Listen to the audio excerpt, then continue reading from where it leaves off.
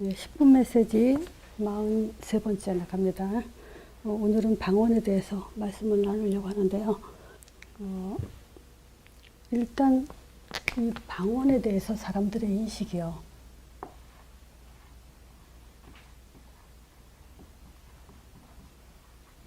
굉장히 잘못되어 있죠. 방언 받아야만 구원받은 걸로, 구원의 증표로 생각하고 있는 거죠. 자, 그리고 이 방언에 대한 인식을 주로 이제 기도 때, 기도하면서 방언하면 하나님과 소통한다고, 소통한 거로 생각하고 있죠. 또 세 번째, 그 기도 속에서 소통하면서 그 방언이 성령 체험이라고, 즉 성령 충만이라고 생각하고 있죠. 방언에 대해서 대부분의 신자들이 이렇게 인식하고 있어요. 자, 근데 고린도전서 12장부터죠. 12장, 또 13장, 14장. 여기에는 뭐가 기록되어 있냐면요. 은사에 대해서 기록이 되어 있어요. 은사에 대해서, 그 중에 많은 은사들 중에 이제 방언도 하나의 은사로 지금 이야기하고 있죠. 근데 요 14장에 바울이 이렇게 얘기해요. 이 바울이 방언에 대해서 지금 말하는 것을 반대하진 않아요. 그렇지만 이 모든 은사는 왜 하나님이 주셨냐? 교회의 덕을 세우기 위해서요. 근데 방언은요, 교회의 덕을 세울 수 있는 게 아니에요. 그래서 바울은 뭐냐면, 교회의 덕을 세우지 못하기 때문에 차라리 그 예언하는 게 더 낫다. 14장 5절에 그 얘기하죠. 나는 너희가 다 방언하기를 원하나 또 특별히 예언하는 걸 원한다. 방언을 말하는 자가 교회의 덕을 세우기 위해서 통역을 하지 않으면, 무슨 말인지 알지 못하면 그거는 소용없다. 그래서 오히려 예언하는 것보다 못하다. 이렇게 얘기해요. 그래서 여기서 예언은 우리가 생각하는 그 일반적으로 사람들이 생각하는 그 무당들이 왜 그 미래를 얘기하고 막 사람의 앞날을 얘기하고 막 이런 예언을 말하는 게 아니에요. 이 예언은 뭘 얘기하는 거냐면요. 하나님의 계시된 진리를 얘기하는 거예요. 즉 하나님의 말씀을 얘기하는 게 예언이에요. 차라리 하나님 말씀이 낫다. 그 방언하는 것보다 지금 이 얘기를 하죠. 그래서 바울은 그런 얘기를 해요. 그 방언을 울리는 꽹과리와 같다. 또는 그 악기와 같다. 악기 같은 경우는 필요에 따라서 쓰고 이제 또 두잖아요. 그러니까 이 은사나 예언 같은 경우는 필요에 따라서 하나님이 주시는 거죠. 그래서 사람들이 보통 이 방언을 이게 인위적으로 하는 사람들이 많아요. 그거는 아니죠. 그래서 하나님이 자기 필요에 따라서 하나님이 주시는 것이 방언이죠. 그거가 이제 그 성경에 기록되어 있기 때문에 사실 그래 우리가 현장에서 방언하는 사람 보고 틀렸다 그럴 수도 없고 맞았다 그럴 수도 없고, 왜냐하면 성경은 있기 때문에. 그렇다고 방언이 또 맞다라고도 볼 수가 없어요. 그래서 오늘 그 부분에 대해서 좀 분명하게 이해가 되길 바랍니다. 그래서 우리가 이 방언이 언제 시작됐냐가 참 중요해요. 요엘서 2장 28절에 예언했죠. 구약에 예언했어요. 저기 하나님의 영을 주신다고. 자, 요게 이제 사도행전 2장 17절에 나와 있죠. 말세에 내가 내 영으로 모든 육체에 부어지리니. 하나님이 말세에 모든 육체에 하나님의 영을 부어준다고 예언했어요. 그런데 그게 언제 왔냐? 사도행전 2장 1절에서 4절. 오순절 날. 요 날에 성령이 이제 임했어요. 이게 시작된 거예요. 근데 문제는 뭐냐면요. 여기서 사람들이 요 4절에 초점을 두죠.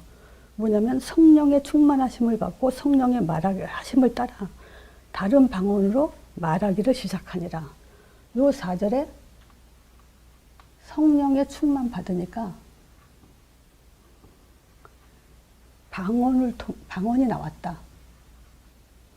즉, 요걸 뭐냐면 성령 충만과 방언을 같이 두는 거예요. 그래서 사람들이 지금도 방언하면 성령 충만으로 착각하는 거고, 성령 역사 했으니까 방언한다. 이렇게 지금 동일선상에 두고 있는데, 그거는 잘 보세요. 하나님이 요에서 2장 28절에 하나님의 영을 부어준다는 것은 이제 요 성령 대조를 또 다른 말로 구원의 완성이라고 그러죠. 과정 속에 성령이 역사가 있었죠. 근데 오순절날 임한 그 성령은 이제 구원 사역이 끝난, 구원 사역이 완성된 성령을 부어주시는 거예요. 근데 보세요. 이 성령이 보입니까? 안 보입니까? 안 보여요. 그래서 2장 1, 2, 3절에 여기에 뭐라고 하냐면, 호련히, 이제 오순절날에 여러 사람들이 이제 모여있잖아요. 120명이. 근데 호련히 하늘로부터 급하고 강한 바람 소리가 있다 그래요. 강한 바람 소리가 있고, 이런 강하고 이런 표시들, 말하자면 하나의 표시죠. 무슨 표시? 성령이, 보이지 않는 성령, 약속하신 성령이 임하셨다는 그 표시로서 지금 이런 일들이 벌어진 거예요. 그 한중에 방언이 나온 거예요. 사도행전 2장 17절 이하로 보면요. 여기를 뭐라고 하냐면 17절에도 너희 어린아이는 예언을 할 거라 그래요. 젊은이는 환상을 볼 거다. 늙은이는 꿈을 꿀 거다. 근데 문제는 뭐냐면 21절이 중요하죠. 결국 이 예언, 환상, 꿈이 뭘 얘기하냐면 누구든지 주의 이름을 부른 자는 구원을 얻는다 그래요. 그래서 신자들이 잘못하면요, 예언하고 환상하고 꿈 꿨다 이런 얘기를 하는데, 그 모든 것은 하나의 구원에다 초점을 두고 있는 거예요. 구원이 예언이고 구원이 환상이고 구원이 꿈인 거예요. 그렇지 않으면 다 신비주의로 빠져요. 왜 예언을 하겠어요? 왜 환상을 보고 꿈을 꾸겠어요? 하나님의 모든 목적은 구원이에요. 그래서 이 구원을 완성하기 위해서 성령을 보내주신 거예요. 그 성령을 보내주시다는 표시로다가 방언이 나온 거예요. 그래서 요때 단회성이에요. 단회성. 딱 한 번이 있는 일이에요. 그리고 이 성령의 역사는 연속성으로 가요. 단회성. 그리고 또 연속성이죠. 요거 두 개 가지고 싸웠는데 계속 일어나는 일이에요. 그 대신 뭐가 있냐면 강한 바람같이 불의 혀같이 또 방언이 터지고 성령이 임하면 이런 일은 벌어지지 않아요. 왜냐? 최초의 성령을 보내주시기 위해서 증인을 만들어야 돼요. 어떤 목적이냐면요. 성령이 임했다는 증표. 그래서 요 증표를 줘가지고 증인을 세우기 위해서예요. 그때 초대 시작점이기 때문에 하나님은 그 사람들에게 표시를 주기 위해서 주신 그것이 하나의 방언인 거예요. 그래서 어떤 목적으로 방언을 줬냐? 성령이 임했다는 증인을 세우기 위해서예요. 그래서 예를 들자면 마가복음 16장 14절에 그 얘기하죠. 예수님이 부활하셔가지고 제자들한테 나타나요. 또 제자들한테. 그 제자들이 음식을 먹을 때 예수님이 뭐라 하냐면요. 저희들의 믿음이 없는 것과 또 마음이 완악한 것, 이걸 꾸짖으셨어요. 그 왜 꾸짖었냐? 자기 살아난 것을 본 자들의 말을 믿지 않는다라고 얘기를 해요. 그러니까 예수님은 이때 오셔서 뭐냐면 증인을 세우는 데 초점을 둔 거예요. 자기가 누구며 십자가 증인, 또 부활의 증인, 그리고 성령이 임했다는 그 증인을 세우고 하나님은, 예수님은 하늘로 올라가셔야 되기 때문에 그래요. 그래서 이 증인들을 통해서 뭐가 있냐면 성경이 기록된 거예요. 그래서 증인 세우고 성경이 기록됐기 때문에 이제는 그런 일이 일어날 필요가 없어요. 그래서 요 얘기예요. 성령이 임하니까 방언했다. 방언이 임한 거 보니까 성령이 임했다가 아니에요. 두 번째는 그 사도행전 2장 11절 오늘 본문이에요. 여기 뭐냐면 15나라 사람들이 모였을 때 어떤 일이 있냐면요. 이 사람들 나라의 언어로 방언이 나온 거예요. 근데 왜? 하나님의 큰 일을 말함을 듣게 하기 위해서예요. 그러니까 복음 전도를 위해서, 하나님의 복음을 위해서. 그러니까 하나님의 큰 일이 뭐예요? 지금 다시 말씀드리면 방언이 어떤 목적으로 일어났냐? 이제 증인을 세우기 위해서 바람같이 불같이 이런 체험을 통하고 그리고 또 직접 방언을 통해서 성령이 임했구나라는 그 증인을 세우기 위해서고 그래서 그 증인들이 이제 그들 통해서 성경이 기록됐기 때문에 더 이상 지금 방언 안 나와도 된다는 거죠. 그리고 그 방언의 내용은 뭐냐? 결국 왜 각 나라 사람의 방언이 터졌냐? 15나라 사람들 준비되어 있기 때문에 하나님의 큰 일이 뭐입니까? 하나님의 아들이 오셨다. 십자가에 그분이 우리를 죽으셔서 구원을 이루시고 부활하셨다. 이게 복음이 큰 일이에요. 이거를 듣게 하기 위해서 방언이 터진 거예요. 그래서 지금 만약에 여러분들이 방언하는데 무슨 소리인지 모르고 방언한다. 그거는 셋 중에 하나죠. 자, 방언, 요거요. 그 모든 종교가 다 방언해요. 첫 번째, 사단이 주는 방언도 있어요. 두 번째, 인위적. 자기가 연습해서 하는 거. 세 번째, 하나님이 주시는 거. 그러면 지금 내가 방언하는 것이 셋 중에 어느 건지 확인이 돼야 돼요. 근데 100% 얘기하는데 하나님이 주신 것은요. 내가 인위적으로 하는 게 아니에요. 예를 들어서 우리가 복음 내용을 정확하게 갖고 있는 사람이 어딜 갔는데 소련 사람을 만났다. 근데 그 사람이 하나님 계획이 있어요. 근데 나는 소련 말을 못해요. 그러면 하나님이 일방적으로 주셔요. 그게 은사고 방언이에요. 그렇게 주게 복음 전파 목적으로 복음의 내용을 말하기 위한 목적으로 주시는 거지 방언 아무 필요 없어요. 그렇게 하면. 그래서 성령 역사했다. 방언이 나왔다. 방언한 거 보니까 성령 역사다. 그렇게 보면 안 된다는 거죠. 왜 방언을 강조하냐? 두 가지 무지가 있기 때문에 즉 성경 기록 목적. 이걸 몰라서 그래요. 자, 첫 번째 복음 무지.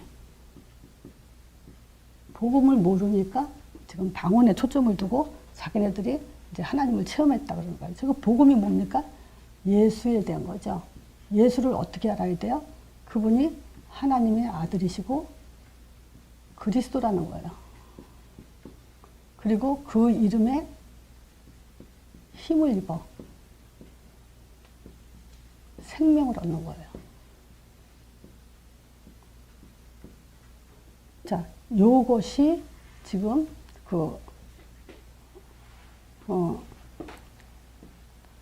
마가복음 16장 17절에 이 얘기 있어요.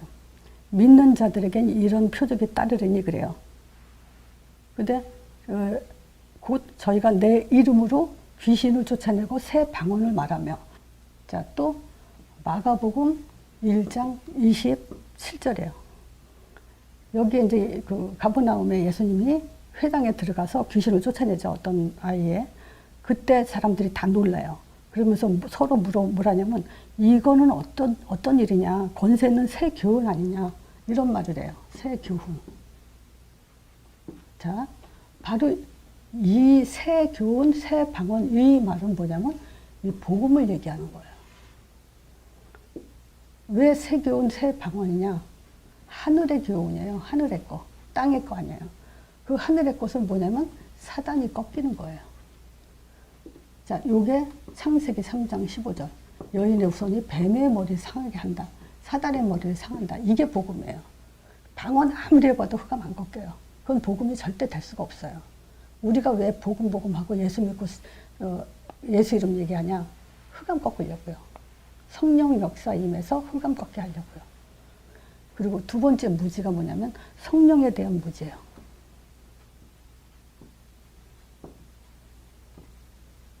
성령 그러면 제일 먼저 뭘 생각하라 했죠? 내주. 자, 오직 성령이 너에게 임하시면 그러죠? 그럼 내주잖아요. 그럼 이거 뭐냐? 구원을 완성하게 해요. 구원 사역이 완성 끝났어요. 임하시면 너희가 권능을 받는다 그래요. 그럼 권능을 왜 받냐? 땅끝까지 증인되기 위해서요. 성령 인도를 받기 위해서요. 신앙생활 하면서. 그럼 정말 예수가 하나님의 아들 그리스도라고 믿고 있다면 성령 내주로 구원 받았잖아요. 그러면 그 다음에 인도받는 거예요. 그럼 뭐냐? 인도 속에서 응답을 받게 되는 거예요. 아무리 방언을 해도 성령 인도 못 받으면요. 응답 못 받아요. 그럼 쉽게 말할게요. 성령 인도는 뭐냐? 전도예요. 전도 내 평생에 한 사람만 영접시키는 게 훨씬 더 하늘문이 열리는 축복이에요. 그러면서 이 응답 속에서 뭐 하냐면 권세가 나가게 돼 있어요. 성령에 대한 무지. 이거 모르면요. 성령을 자꾸 이상한 데다 갖다 붙이죠. 자, 요거 10분 메시지라 제가 길게 더 안 하는데 반복해서 들으세요. 좀 소화가 더 확실히 잘 될 겁니다. 자, 이걸로 마칩니다.